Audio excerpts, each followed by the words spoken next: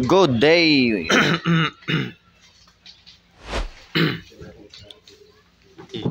Here at Santa Fe, Bantayan Island Terminal. Kung ganahan mo kuan ha, scallop sana ara si ate diri sa kilid sa terminal. Oh. Oh, drai, barato ra kaniya scallop sa. Barato ra, 60 lang kilo. Oh, 60 kilo daw. Ang loto? Oh, mao na ni. Loto na ni. Ang hilaw? Parehas ra, kaya mo daw Okay. Drai, napay daghan oh. Init pa kayo? Init pa kayo. Nya, unsa pay gidugayan ninyo? Dali na, magpalit na mo. Scallops. Para mga koys, nakasuroy na gid mi. Nakasuroy na gid ko diri sa kuan isla nga akong natawhan.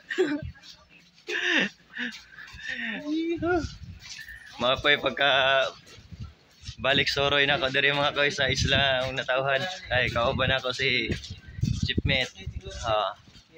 Shout out sa taga asa kayo din nyo sir? Tubigon, Bohol. So, Chipmate Rora, Sandro.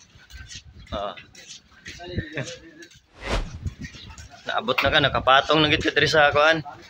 Isla nga ako natawhan. Karon pagid ko gawa sir. Unsa na kay itsura ani diri?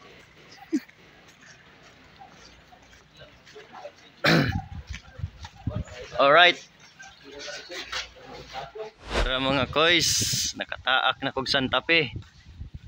Nakataak na kog Santa Fe, Bantayan Island. Alright. Lakaw-lakaw lang sa ang pig mga koys no. So, tara, let's go. Bani ko ninyo. Naka-sure live ni mga koys ha, naka-sure live. Nang lakaw di ay may diri mga koys no, kay nangita mig sudan.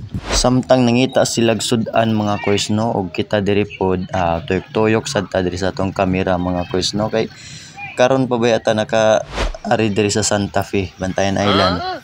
So kung moadto mo og Bantayan proper mga koys so dara ang tricycle nga inyong sakyan.